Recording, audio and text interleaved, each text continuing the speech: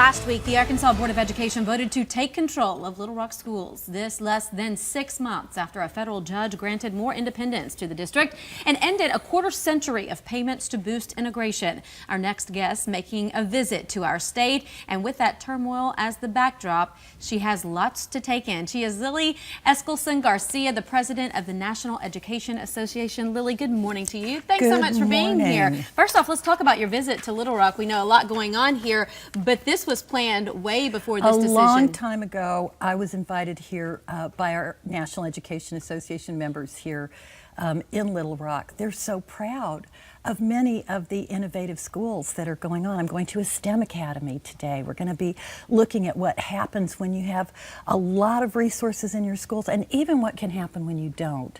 And so this kind of fell out of the sky on this visit, and I wanted to come and show my support for this school district. Let's talk about the NEA's official stance on the decision taken by the state to assume control of the district. How do you guys feel about it? There is a national perspective on school takeovers. They don't happen often, but there's a track record and it's lousy. It's a horrible track record. It usually ends up with people mixing things up, coming in with some expert, and they never ever solve the real problems in that district. The district has problems. It does.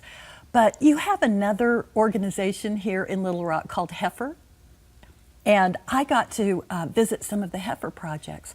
One of the things Heifer says is you have to have the community make the plan. It has to belong to them. You can never bring in an expert with a magic wand that says, we'll make all this go away for you. I think we should listen to that. You know, there's been some criticism leveled at the Little Rock Education Association for failing to work with the district to help prevent this takeover. Once it became clear the state might take action, how do you respond to that? I think that you have the educators, the parents, the students, the school board, all saying we have to come together to solve this problem.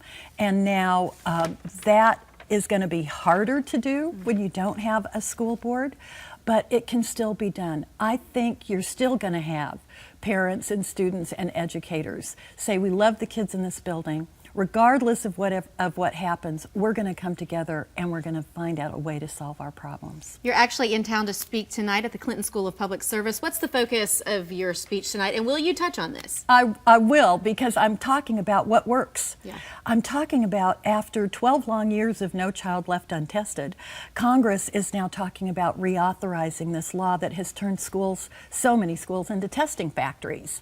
And what we really need to do to humanize and personalize our schools.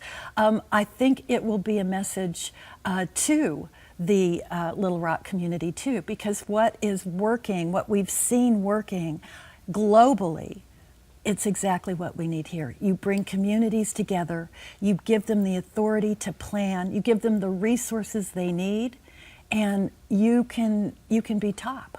Lily Eskelsen García, thank you so much for being here. Your insight is very interesting. Again, you'll be speaking tonight at the Clinton School of Public Service. Enjoy your time in Little Rock and enjoy visiting those schools that you'll get to tour today. Coming up next, a quick check of your news headlines before you head out the door. Stay with us.